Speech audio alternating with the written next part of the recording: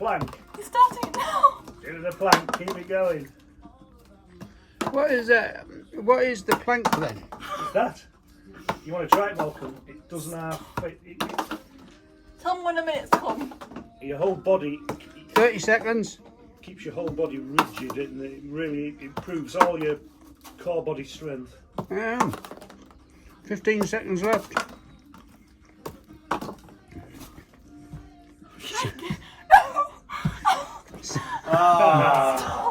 Failed it. 2 seconds short. I've done it in such a long time. I've done it in 2 years. What's that other thing you were showing me in the field the other week?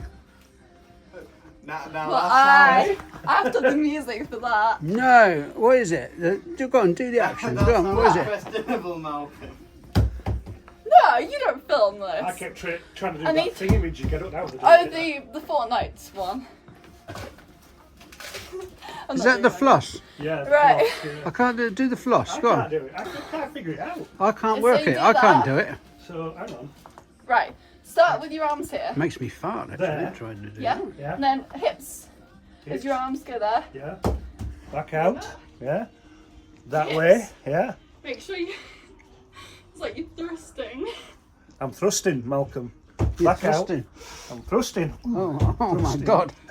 And then do it quicker. Is it starting to become an erotic cabaret? Don't put that on. Don't put that on the. The Royal Horticultural Society have said we are in crisis. The industry is lacking youngsters coming through.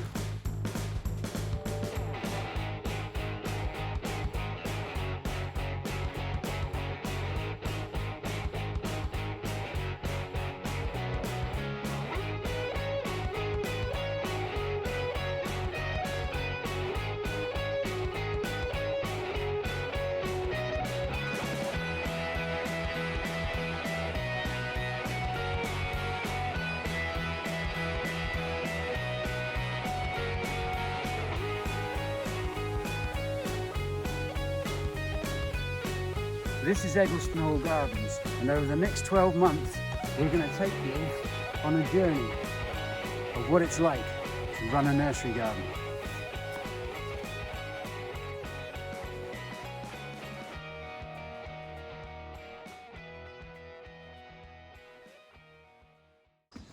This week it's week 25. I can't believe so many weeks have passed already. Bedding plants for us this year have gone. I mean, we didn't do as many as we normally do, but they have just gone. They have flown out. There's been a shortage of them because of the coronavirus. We've tried some of these lovely salvias. I mean, look at that. That is absolutely beautiful. This is one called Kisses and Wishes. And what's this one? This is another one. This is Icing Sugar. Look at the beautiful flowers and that, and they flower for such a long period over summer. There was a really nice one I saw yesterday, but oh yeah, there's not very many left. Keep up, cameraman.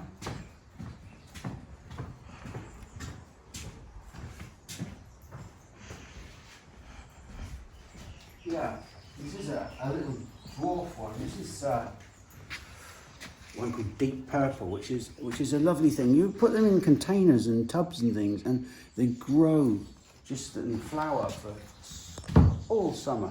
And this one, now I'm not really a bedding plant fan, but I mean, look at that. Isn't that a lovely colour? That's a salvia, and it's called a rockin' no G variety. And that's one called Fuchsia. They're lovely. Week 5 at the moment is week 25 at the moment. It's like a phony war. It's a period of time where the initial potting of everything is coming to an end, and we're starting to, things are starting that we potted earlier, that we potted in the spring, they're starting to come back down to the potting shed to be moved up to a 3 litre pot or a 2 litre pot or a 5 litre pot in the case of some shrubs. And it's a quiet period because 25, week 26, week 27, end of June, early July, There are times when we concentrate on that potting, but after then, the whole cycle starts again, and we will start propagating. We will start dividing perennials, taking cuttings from shrubs, taking leaf cuttings, stem cuttings, the whole range of stuff that we do. If you just follow me, I'll show you a plant that it gets a bad press, but it can be a bit invasive, but you can keep on top of it.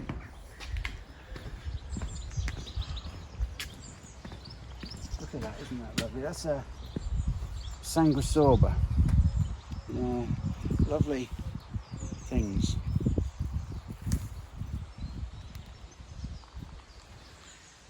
No, that's childish.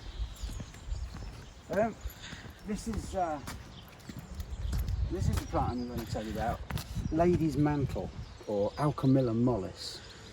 When you get it in flower, it has this lovely frothy sea of yellow flowers, but it's the water on the leaves that look so lovely. They're like little jewels. They're so beautiful. And it is such an easy plant to grow. And in cottage gardens it was traditionally used as an edger. But today, yeah, people grow it, but they don't keep on top of it.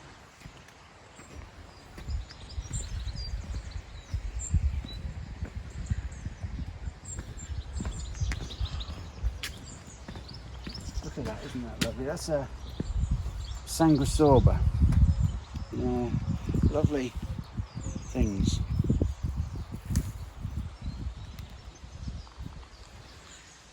No, that's childish. This is the plant I'm going to tell you about. Lady's mantle, or Alchemilla mollis. When you get it in flower, it has this lovely frothy sea of yellow flowers, but it's the water on the leaves that look so lovely. They're like little jewels. They're so beautiful. And it is such an easy plant to grow. And in cottage gardens it was traditionally used as an edger. But today, yeah, people grow it, but they don't keep on top of it. And after this phony war, we will be starting on more of these leaf cuttings. Now we will sacrifice a couple of pots, or we might just nip through. These are lythrum, and we might just nip through these and just pinch a stem off of each. Now the purple loosestrifes are one of my favourite plants, and I think Thomas last week was doing a diasia. Take 2 leaves at the bottom, below 2 leaves, 2 leaves at the top. So you've got the node there, 2 leaves there. Tighten him up, then above there. There's so many perennials that can be grown like this, and there. And you can go right along the stem and take them off. Corn on the cob just have one corn in them, man. And that's it. Okay. Can I do this? I probably can. If I do this right or not, probably not. I just don't want to damage anything. Can't do something together. No! I just don't want to break anything, really. But you can't slide it up through there, right? That don't. What? I'm not going to try now. He's doing an entrance. Go on then, do an entrance then. Hello there. Fuck me. Not today. Go on. Maybe weekends. Come on then, what do you want now? Who put your bloody nose in? I didn't know you were filming. Yeah, I am. Can we get on with it? Yeah. Ooh. Disgruntled is how I'd describe that. Yeah, disgruntled. Go on, get on with something sensible, Thomas. Yeah, well, unfortunately, I did these the other day when Malcolm wasn't in to film them, but these are some willow cuttings and some cornice cuttings that you might remember we took I can't remember whether it was about January, February time. I don't know what week it was, but yeah, I've started, they'd rooted in, so I'd separated them out, because some of them, they were getting to the point where they were that rooty in the pot together, we weren't being able to keep them watered enough. That's why some of the rosemary leaved willows have wilted a bit, but they'll come through. The willows are pretty resilient. So I've got these were some of the Britsensis that Liz did. That's the coloured stemmed willow. Then we've got some of that's Salix, Gracilostyle, Mount Aso. Then that is Gracilostyle Melanostachys. So we've got the pink pussy and the black pussy there. I say the rosemary leaf willow. And then that is some of the cornus that worked. Unfortunately, the majority of the cornus didn't take. I think they must have just got hit with a late frost. And they didn't come back. And here's just some Hebes. It's an old variety called Purple Queen. They're all right. Yeah, It really is a nice, yeah. nice azure blue colour. Yeah, it is a nice one. It proves a bit tougher than a lot of the other Hebes, and they're just pinch the tops out of them just because Hebes, you don't want to let them start getting leggy. Something that doesn't. Something that's taken my eye here is this Corridalis, isn't it? Yeah. Corridalis flexuosa. I don't know which one this is, but Pear David. Pear David, is it? It's nice. A fumitory is the common name of it. It's a nice thing. And then I was just going to show as well. People might remember when Liz was digging these up, these little alpine strawberries. I do, yeah. I still don't know the Latin name of the alpine strawberry, species name, but yeah. What's Well, it's Fragaria. isn't it? Fragaria. But I think it's Fragaria, but I haven't got a clue what the Alpinus. species. Alpinus. Yeah. You can eat that then and try see what it's like. Clara! Clara! Will you try that strawberry? Oh, the wild strawberry. Yeah, will alpine you eat strawberry, it and see what it's like? It's not quite right. Is there a riper one? There's a riper one there. They're lovely. Because you have a gurning sort of face. And so we can see what the expression is. Don't know, I can't really do Don't know. it. So, do you like it or not? You can't eat it. I used to eat them Sticky when I was dog. little. Yeah, what's it like?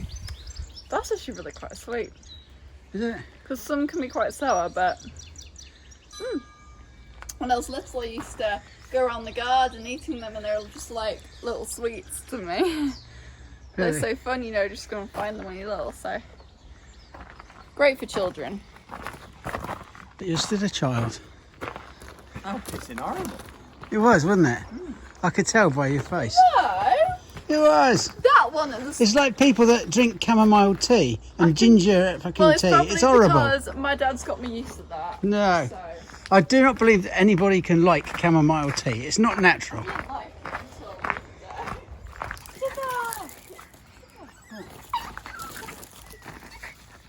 day. Where are you going?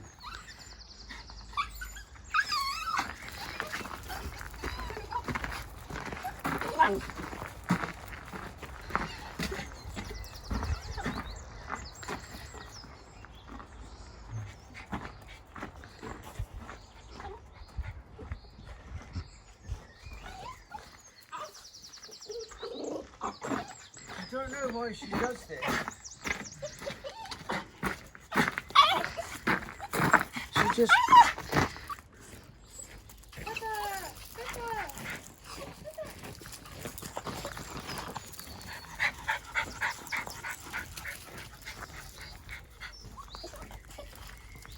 She's obsessed. She's fine. Yeah, she's got it out of the system now.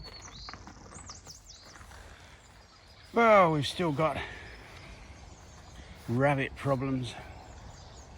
It's just a question of flushing them out, really.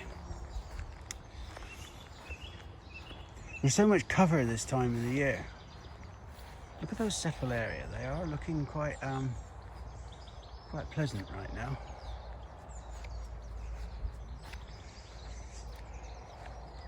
The dogs seem to be full of purpose.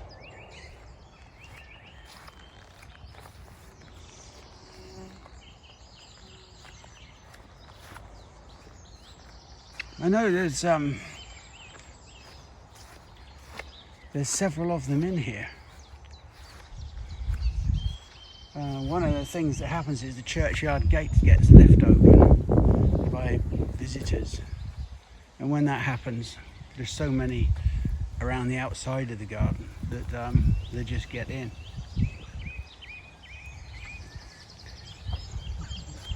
The shotgun that I use is a 410, but inside here with so many water pipes and at certain times of the day customers, you know I don't like dealing with customers, but I really don't want to shoot them. Right, not sure about that.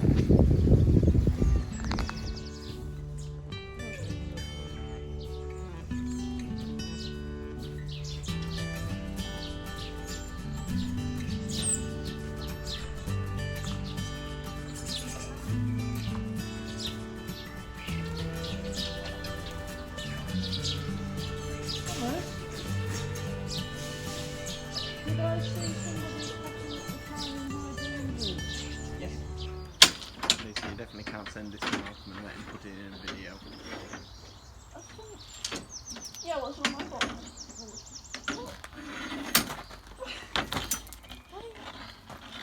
Right, now I've got the other.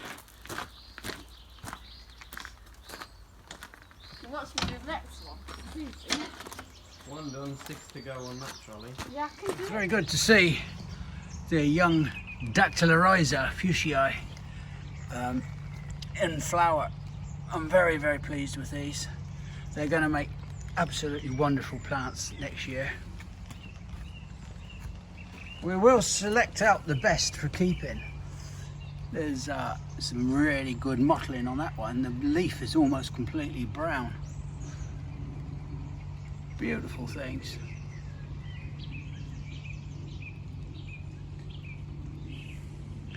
I think there's another thing here. This is called Paris quadriflora. That's quite a popular thing as well. It's a little woodlander. What else have we got here? There's a nice the blue poppies. This is the white one. Mecanopsis bitonicifolia alba. The problem we're having at the moment is we've got more rain here. It's raining like hell actually, but there's nothing we can do about that. We just have to work with it. Some of these ferns are looking nice. The hart's tongue fern. This is one probably oh, what is it? It's had its name changed, but it's Asplenium scrofularium cristata, I think, this one, because it has the cristate leaves on the end. Probably went through that before. Yeah, we've sold quite a lot of ferns. There's another one. I think that's angustifolia. You can see here it has this lovely serrated stipple defects along the edges of the leaves. Again, it's just a straightforward hart's tongue fern, but with a slight variation on the leaf.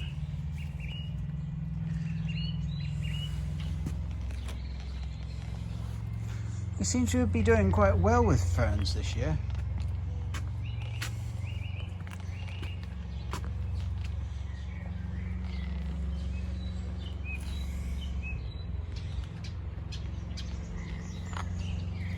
This is nice. This is Ethereum Felix Femina Frizzolae. Oh, God Almighty! I'm going to just show you the thing. But it's very unusual. The leaves are sort of linear, and they have like these whorls of leaflets along the stem. It's very interesting. Just something different. There's your old London Pride. That's the variegated form.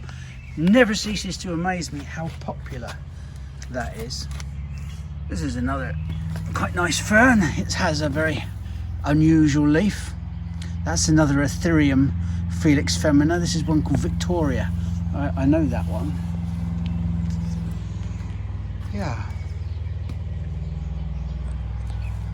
We have a another delivery, another selection of plugs to be growing on for next year. There's irreverents, poppy type things. I've forgotten which variety it is. A little orange one. Oh, just various things. Campanulas, dianthus, aqualegias, hellebores. We have some nice, we've got them under license. These are nice picotee ones. Picotee means like a colour, like this one's white, and the edges of the petals are red, so it has a red pencil line around the outside. There is houseleeks, sedums, and there's stinking old phormiums.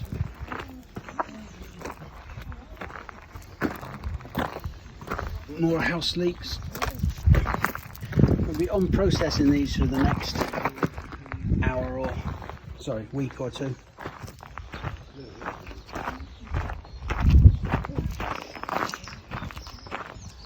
Yeah, so we've got a nice range of phormiums here. I love phormiums, me. I think they're such a really lovely plant because we've got a few nice varieties here. Because you see, there's that variety. It's very unique because it's like pink in the middle with a dark band around the outside.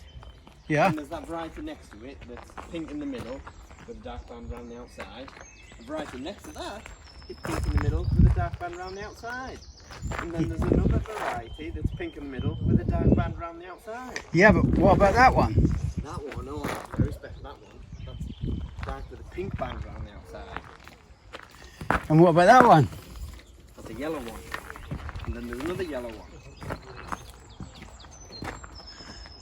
This lady thinks you're an idiot. Had a major catastrophe. The whole pump house is soaked, the electrics are soaked. They're working, but they're wet. And we are ankle deep in water, really. Seems that the pump has suffered somewhat. Okay.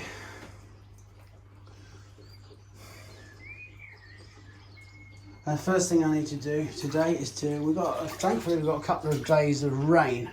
We can actually put the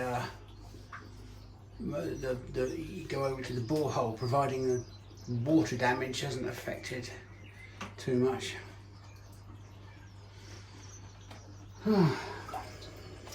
Terrible. Right, I want to show you something. Never give up. If you remember, I did these peas, right? Well, I bunged a few radish in. They were called traffic lights and they were all different colours. And I just shoved them in. And now, I was a bit disparaging about them because I thought there was just going to be a lot of crap. But in actual fact, look at that. Pretty amazing. So looking around at these veg, I don't think now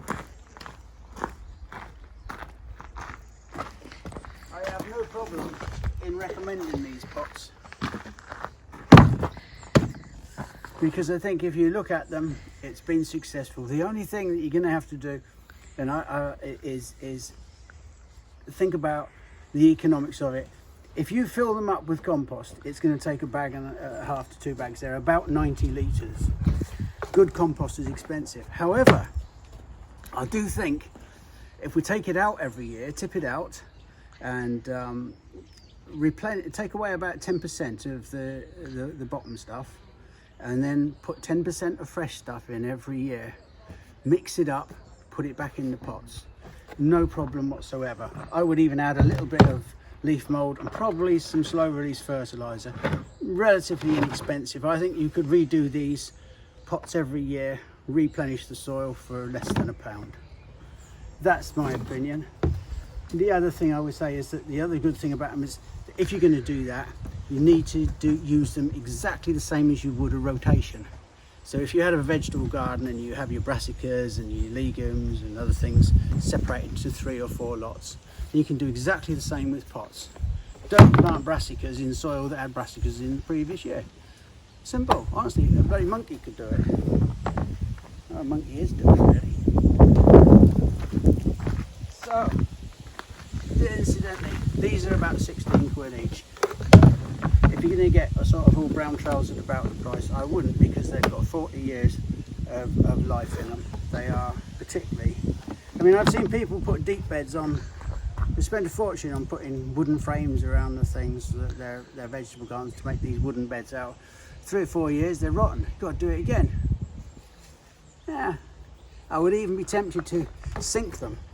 So what I'm going to do next year, I've got a couple of allotments I've taken on, and I think I'm going to turn the 2 allotments over to pots, primarily over to pots, and run a 3-year experiment and see how it works with replenishing the soil and maybe coming up with some other things as well.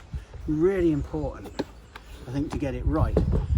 But after a lifetime in gardening, I can't see any reason why this doesn't work. The thing was always, how do you grow beans? How do you grow Brussels sprouts? Well, it's the same way as they are in the fucking garden. I have no more to say on that. Is he pulling faces behind me there? No. Right, it's right. It's funny how some plants thrive in different years. The Roman candle is the cedar. It's doing particularly well this year. I don't know why. It usually starts to go a bit wishy-washy as the white young growth turns green. It looks just wishy-washy, but it's doing quite well. Most people think of geraniums as blue or pink, but the cashmere white, it's actually really quite a nice form. There's a lovely double primula in the background there, but I always think the white geraniums are, you don't see them that often in gardens, and I don't know why.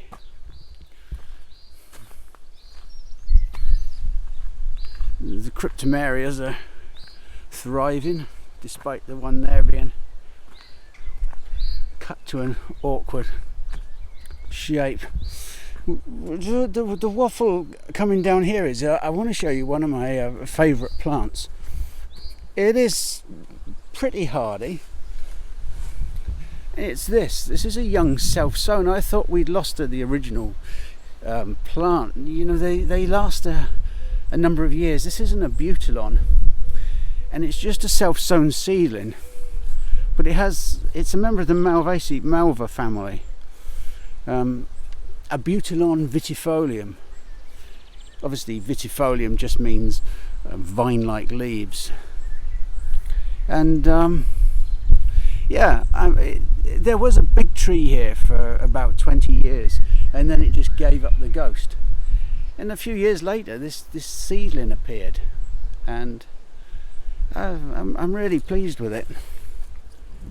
I'm going to have to put a bigger stake in it, but yeah, it's a lovely thing when it's covered in flower. And you can do it by semi-ripe cuttings, you can do it by seed. It comes pretty true from seed. It's relatively easy. It's not a hardwood tree, it's quite a soft tree, but if you see one about twice that size covered in flower, it's absolutely wonderful. It's a lovely thing, and just a little bit different. I've never had so much wind. Well, not me personally. I mean, just we're in the middle of another bloody load of wind. Geranium magnificum. We have loads of that. It's a lovely blue. There is a bed of. There's some thalictrums over the back there. Now they're worth having a look at. Well, people think you've got to grow them in sun, but in actual fact, these are just seedlings of aquifolium, and it's nice. The meadow rue.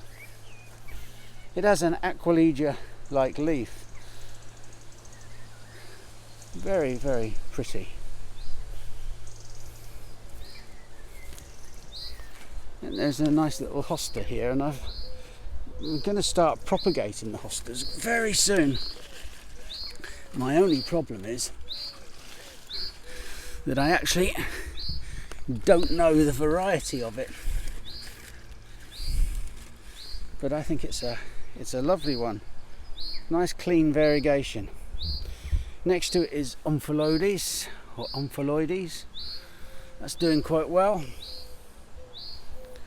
Cotinus smoke bush. Pepper, come on.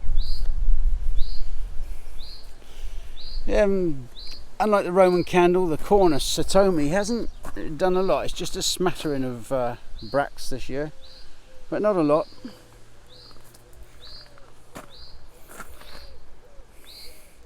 Can't remember what that is. Fucker's dead though. I would rather be anywhere else than this. It's a day later.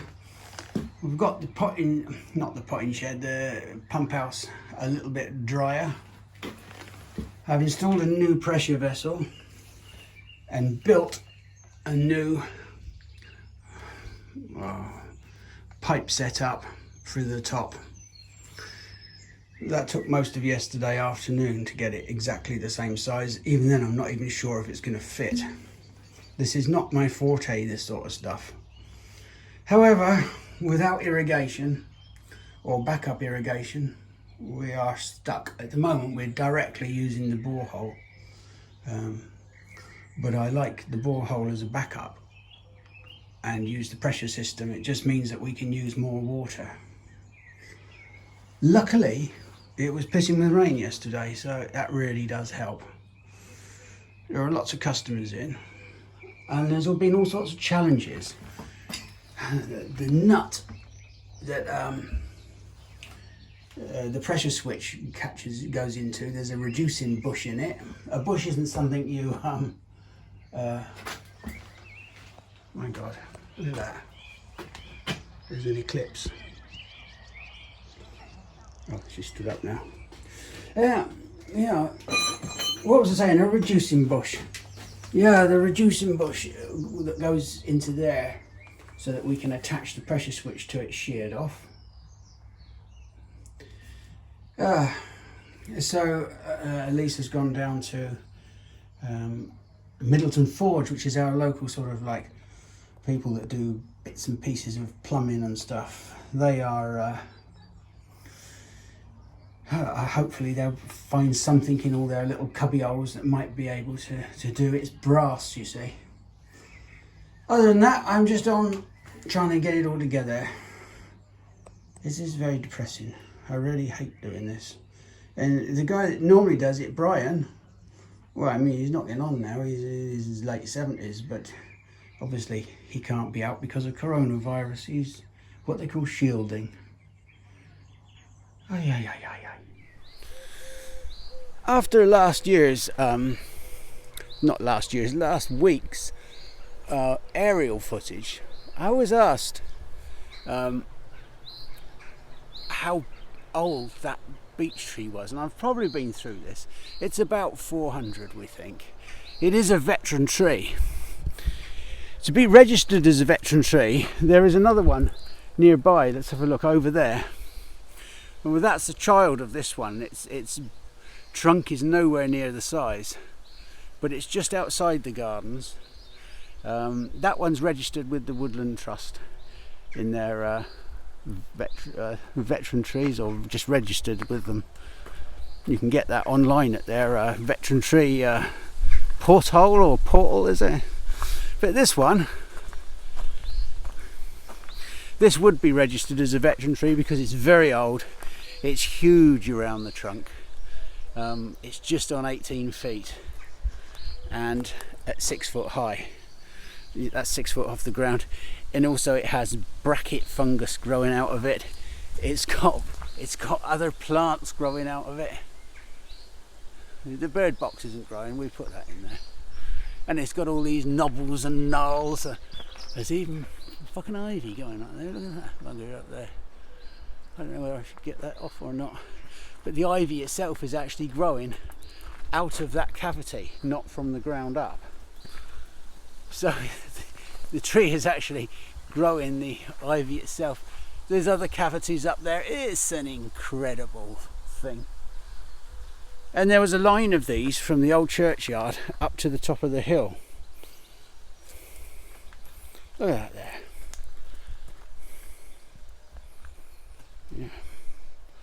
Wonderful thing. Yeah, there's a line of them from the churchyard up to the hall, up to the top of the hill, what we call Folly Top. There's a great big oak in the field over there. You can probably see it in the distance, and that'd be about the same size round and the same age. We think it's for the first settlement at Eggleston was on the top of that hill, and I think it was to come down to the big house and the chapel, you know, the old church or whatever you call it. So I think that was just like an avenue of them that you followed. Everything is really looking well this year. The pump house, all working perfectly, I might add. So I'm particularly excited. This is our pot area. It's a crap hole. There's that. The bloody rabbits, look at them. There's the old oak over there. I hate rabbits, me. I really, really dislike bunnies. Maybe not.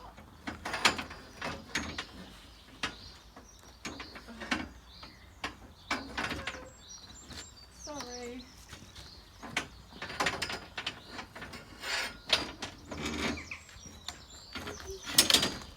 Whoopsie.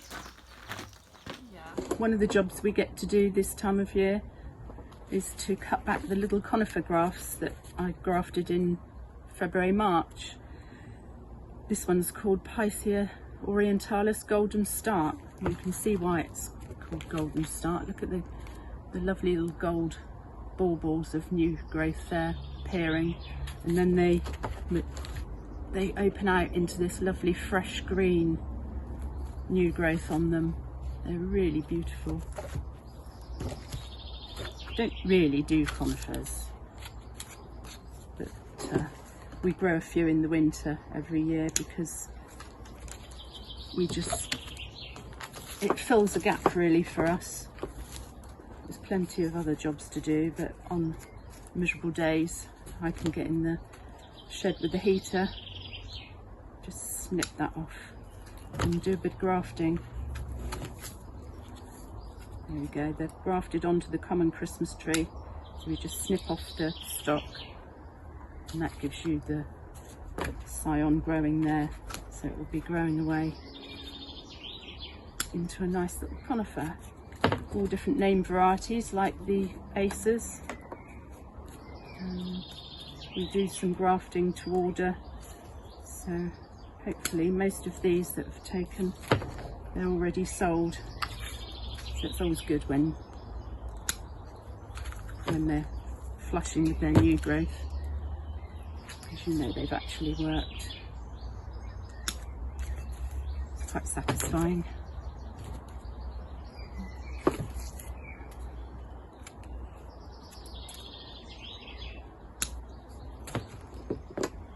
Okay, so here are the conifers that I've been cutting back,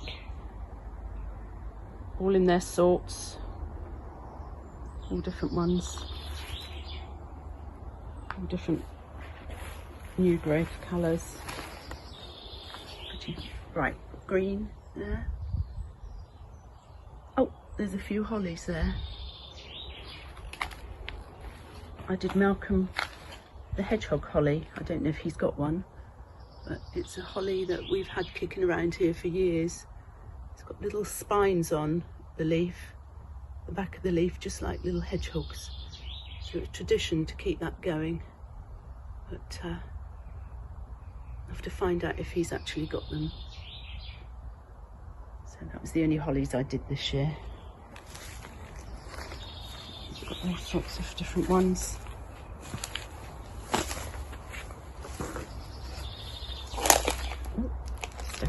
rubbish. These are pretty, they're cryptomerias. Oh, cryptomerias. Oh, a little larch there. Aren't they gorgeous? Look at that. What one's that? Can't read it. It's a larch anyway.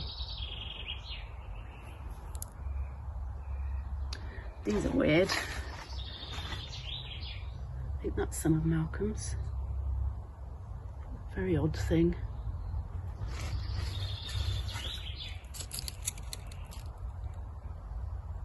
No, I can't pronounce that.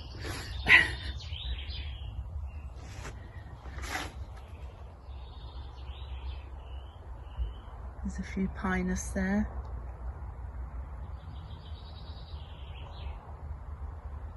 Green ones. Golden ones.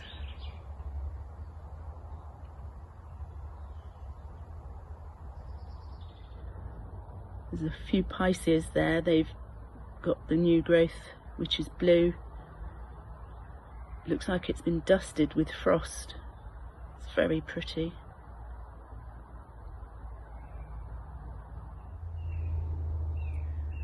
Oh, there's a few ginkgos there.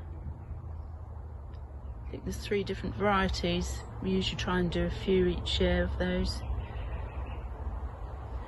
They go a lovely gold colour in the autumn, and if you can get them up enough, I think some of these are dwarf varieties though, if you can get them tall enough, the gold, the rich gold against the blue sky on a clear cold day, they look amazing. Such a lovely shaped leaf. The maidenhair fern tree, I think is the other name, Ginkgo biloba. They were around when the dinosaurs were around. Not these particular ones, but yeah, they're lovely. In answer to Wendy's question, yes, we do have the hedgehog holly. These are some little standards. This is the Argentea, or the silver variegated one. It's Ilex aquifolium ferox Argentea. And we also have the golden one, which is Ilex aquifolium ferox aurea. These have been cut back. They've taken me about 15 years now to get to that size and that shape. These are little half standards. You start with a little graft like Wendy's got, or a cut-in, but they're so slow from cut-ins, and it's just often easier to get a decent plant from if we can send them down to Wendy to be grafted. This is one I'm working on at the moment. This is a cloud pruned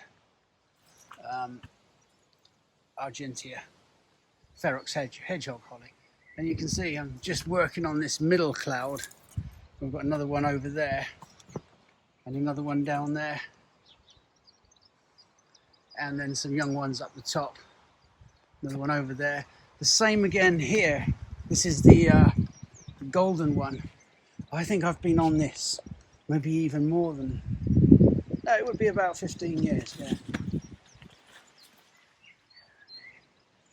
It's interesting. It's a male. It doesn't have berries, but I would want £200 for that. But that's been years in the making. Another 2 or 3, and it will probably be finished. But I'm not sure I'll be here for that.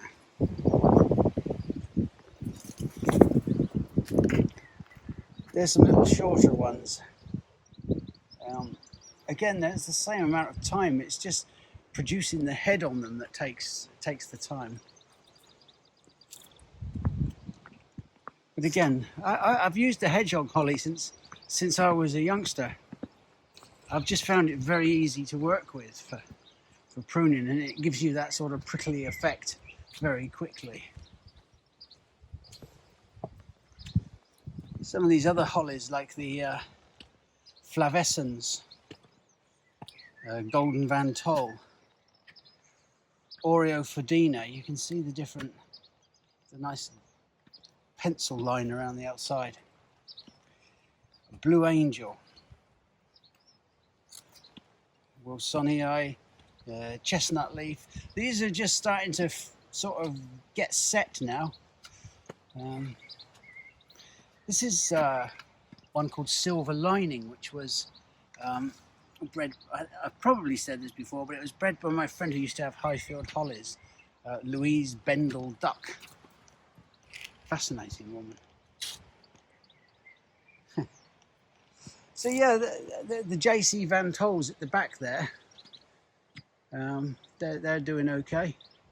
They look like they're going to have a good berry on them this year. Don't know what these are. These are probably looking like pyramidalis by the looks of it. You can see the young berries there. People like them when they have berries on.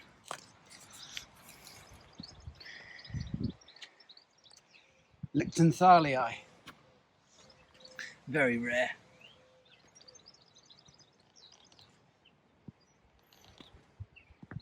This is more pyramidalis, I think, or is it JC Vendel? No, it's pyramidalis. Yeah, laden in berries. If they set and the birds don't have them all, they will sell the plant.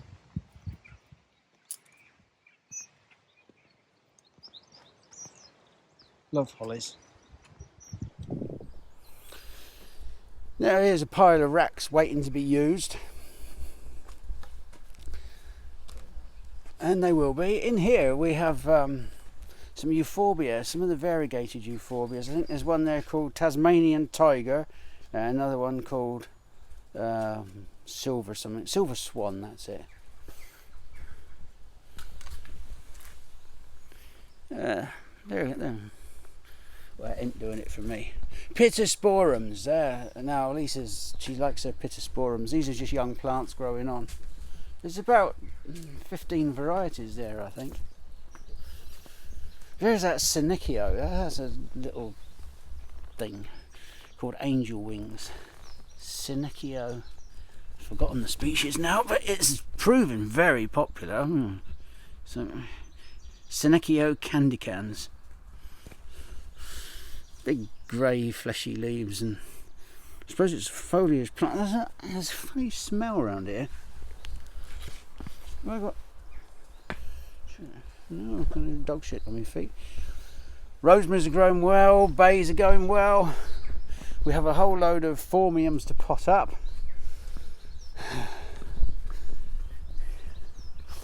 My son Jan usually comes in and helps on a weekend, but he has other things on his mind at times. He's actually proving quite a great help this year. But he's not a gardener. He wouldn't know the difference between an oak tree and a tin of Campbell's soup. But he can pot up fine. Look at this plant here. This is Carpenteria californica. I grew this from a cutting at a pinch from Wisley. Not Wisley, I don't know where, I didn't pinch it. But it was very nice, and a very nice plant. Look at that. Isn't that lovely? I think it's sometimes called the anemone bush, but you do need a wall to grow it on. There's some of Thomas's rhododendrons that he acquired. One's just going over. Some Daphnes. This is a maple called filigree. And then there's an adenophora, which is a campanula-like plant just growing up through the middle of it. It's I'll try and sell it as a double plant.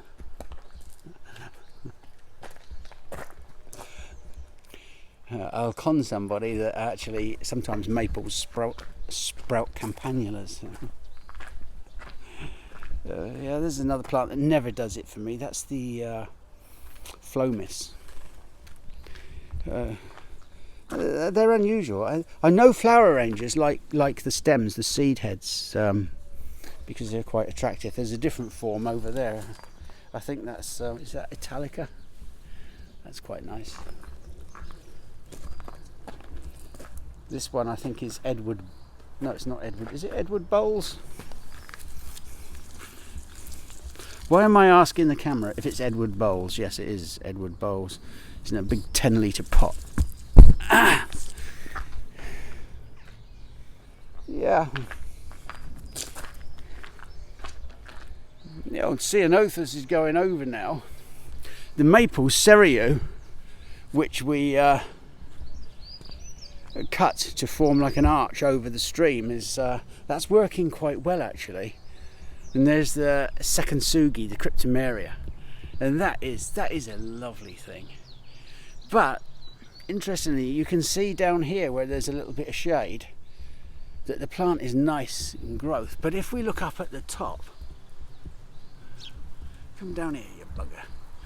You see where the top is above the, you're getting that browning because it's getting full sun on it.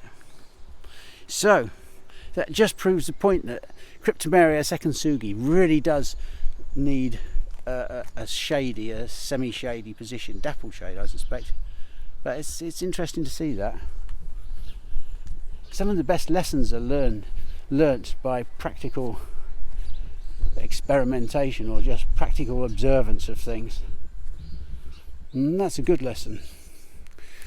That there, we sell that, that's Inula magnifica. And yeah, great big leaves, they're giant, it promises so much. And then there's a pissy little yellow daisy flower on the end of it. Oh, there's the leaves that are magnificent, not the bloody flower. And there's one of Thomas's cryptomerias. I don't know what that is. I've forgotten. He'll know what it is because he's sad. But there you go. I will find out and put a name on it. But the hostas are doing well. I'm very pleased with the hostas this year. Let's see if we can walk along here. I have to walk like I've wet myself there. Leggy the side of the stream. Over in the back there is just a straight Weigela. Now, Dart's Colour Dream, the Weigela. Now, I love this Weigela. I think it's Dart's Colour Dream, something like that. I'll put a caption on. But look at that. It's not got variegated flowers. It grows in the shade or semi-shade, but look at it. It's got 2 or 3, like red, white, and pink flowers. I think that's quite an exceptional Weigela. Or Weigela as posh people call them. And there is a nice dark geranium. I think it's probably Midnight Rider. Doesn't it go beautifully, the blue with the dark foliage?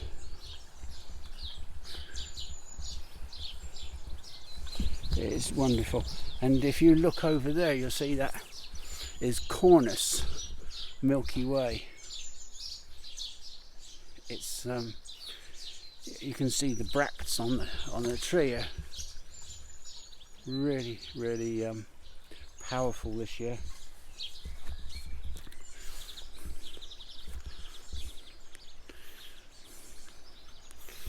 You all right, boy? Here, what you got to say for yourself?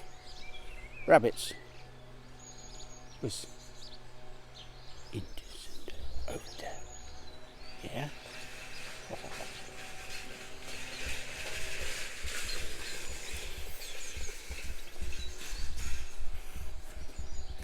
That's the resident Rottweiler.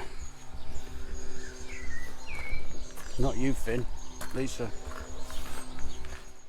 So, Clara, are you doing something interesting? Yes. I'm just stretching, right? Be careful, you're falling off. Go on. This is Trollius chinensis, Golden Queen, also known as May Blob. May Blob. Yeah, so the flower is really nice. It's like an amber gold colour. Right. And it grows to about 80 centimetres tall. And flowers in summer, so yeah, it's quite interesting. And the slugs won't touch it. Is that right? No, I didn't know that. Because it's irritant. Remember, be careful, took your trolleys, aren't you? And I'm doing the Lathyrus, the spring pea. That's right, isn't it? It's spring pea? Yeah. Lathyrus. Lathyrus. This little herbaceous one. Vernus. Pea flower.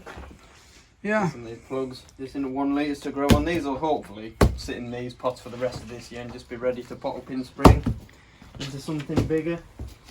So this will grow quite nicely. Nicely. Yeah, grow away nicely. Here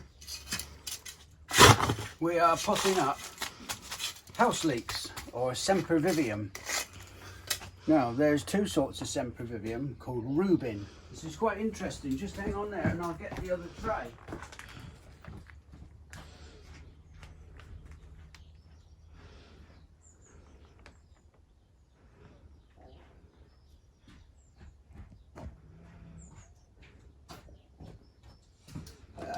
Yeah, there's 2 types of sempervivium houseleeks called Rubin, but they're different species. This one here that I'm potting up in the green pot, in the green one, which gradually turns maroon. If you get in close, you'll see it's starting to develop the typical cobwebs. That's called, I think it's arachnifolia. So that will develop those. Whereas this Rubin is red from a much earlier stage, and you can see the 2. But this won't develop the webbing of the houseleeks. The important thing with these things, they're good for rockeries, for alpine bowls, gravel gardens, tubs, all those sort of things. The important thing is to have a free draining soil, and I'm just putting them into an alpine mix, which is really gritty, and you can tell it's an alpine mix because of the way the noise that the scoop makes. You're getting that sort of like you're mixing cement almost.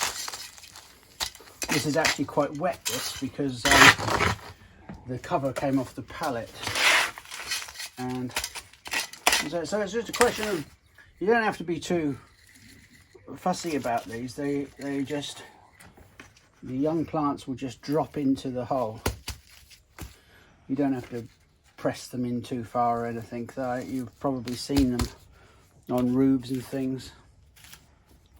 They used to be typically grown because they were said to keep lightning away. And another one of the common names for them is something like husband come home soon and don't be drunk. I don't know why it has such a common name, but it's something like that. They were all a bit crackers in the old days, weren't they? And superstitious and weird. Well, Grandad was a complete nutter. No, yeah, houseleeks.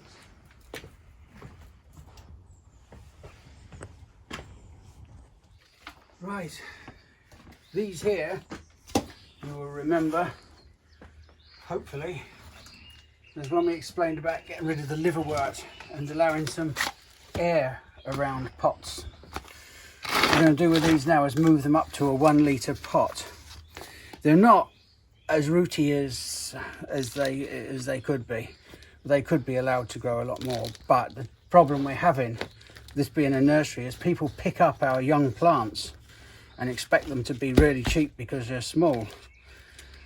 Obviously, if you're selling your young stock at a very cheap price, you're not maximising your earning potential, and it's really important because it's like selling your seed corn. If you sold all that, you'd have nothing for the next year. You cannot sell good stuff at a small price, a small size, because people do expect it to be cheaper. So you can see,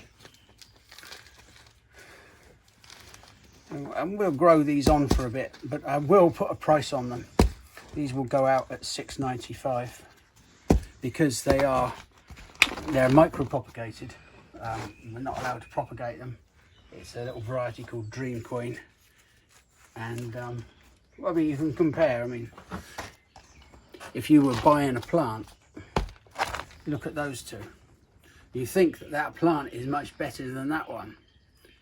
But it's the same plant, it's just in a bigger pot. This is one of the reasons why people say, oh, what size pot? They ring up and they say, oh, have you got any hostas? Or what size pot are they in?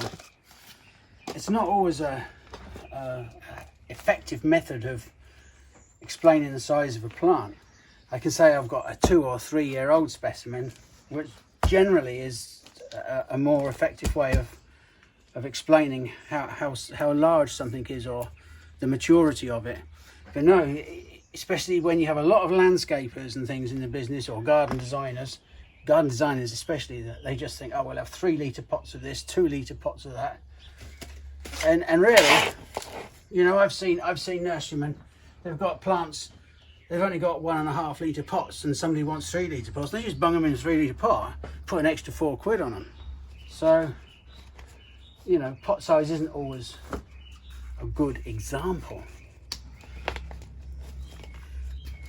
but they do look nicer. And of course, I've got nothing more to do with them now. They'll hold a little bit more moisture in the warm weather, and they can grow on. Beautiful little things.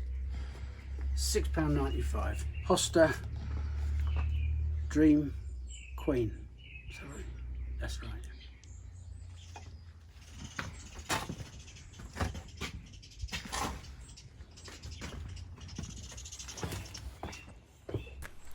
Right, what we're going to do is grow some leeks in these pots. I've been looking forward to this because I quite enjoy leek growing. It is one of the easier things of vegetable gardening. You'll find that you know, you get all these people, these leek people, and they go on and on about their leeks, but it really is really quite easy. Not easy to get prize leeks, but leek growing is quite easy. This is what we're going to make the holes with in the pot. We're going to give it a good 6 inches. I mean, some people might prefer a good 8. What are you sniggering at? I don't know what you're sniggering at. There's nothing smutty going on here. You might prefer a good 8, but we only want 6 inches because the idea, you'll get the idea anytime now. So get your pole. This is just a, you could use a broom handle, but I'm using a shovel, a spade shovel handle, because it's got a little bit of extra girth. Some people prefer extra width than length, and I do where leeks are concerned. What about you, cameraman? No. So we're just going to make a series of holes, probably about 4 inches apart, and we're just going to go around, and we're going to make the hole. Yep, there. You can do them in whatever pattern you want. I wouldn't get too arseholey about it. It's nothing special.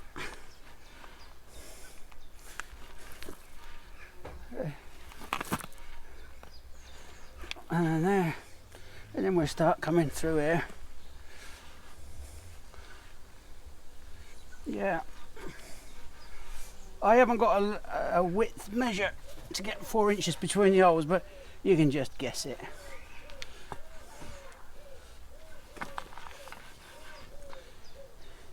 There's no need to spend loads of time fannying with it.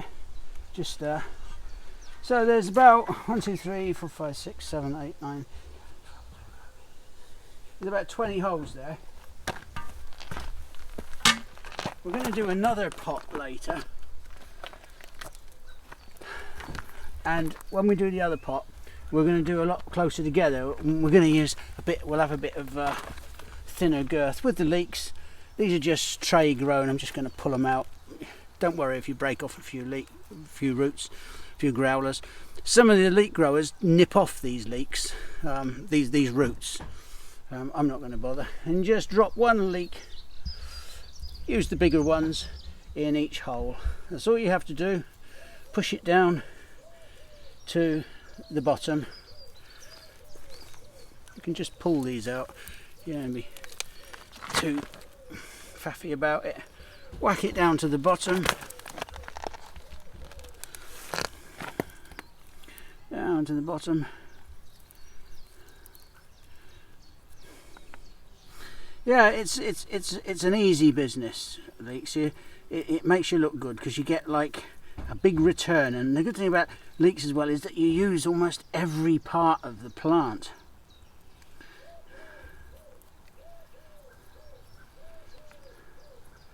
There you go.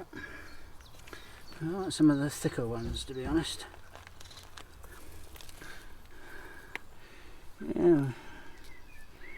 Yeah, some leek growers they take a leek like this and they nip off most of the roots like that, and then they take off the top as well, and you end up with that. I don't. It's not something I do. But I don't show leeks. I never have done.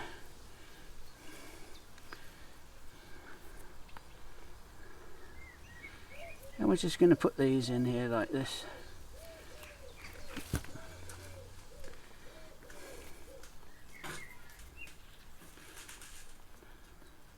I hope this isn't too boring, but this is all we're going to do for the whole lot. And what I'm going to do when they're all in there is I'm just going to tip a little bit of water. One more to go. There's a nice big fat one there. Let's have him. And put that down there like that. Oh, I've missed one. Oh, bollocks. Excuse me. Here we go. And we'll put that one in there. Now I'm just going to get the hose. I'm just going to get some water. Watering can. And all I'm going to do is just put carefully, just put a bit of water. I think there's something stuck up my hose, up my pipe.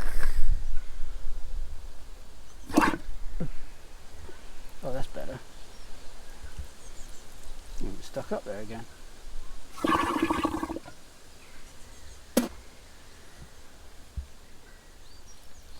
Oh, that's better.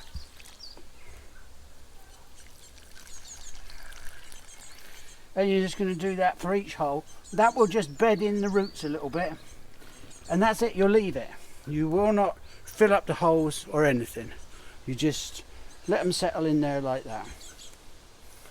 And if you think I'm crackers, we'll come back in 2 or 3 weeks and have a look at them. That's it. That's leeks. Done. The next pot we do, we will put in about 40. We'll put them in every 2 inches apart, and then we'll get thinner leeks like that, thick as your middle finger.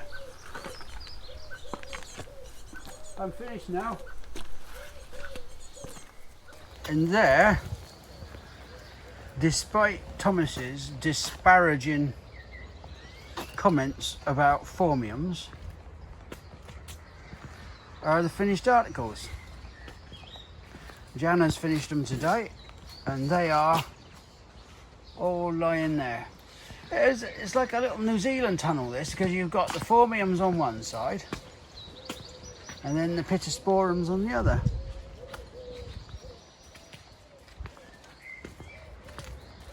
There's some smoke bushes there. Yeah, quite interesting. They need to grow on a bit. They'll do well in here. It's starting to get weird. You doing all right though? I've got my elbow right in the fucking chipping.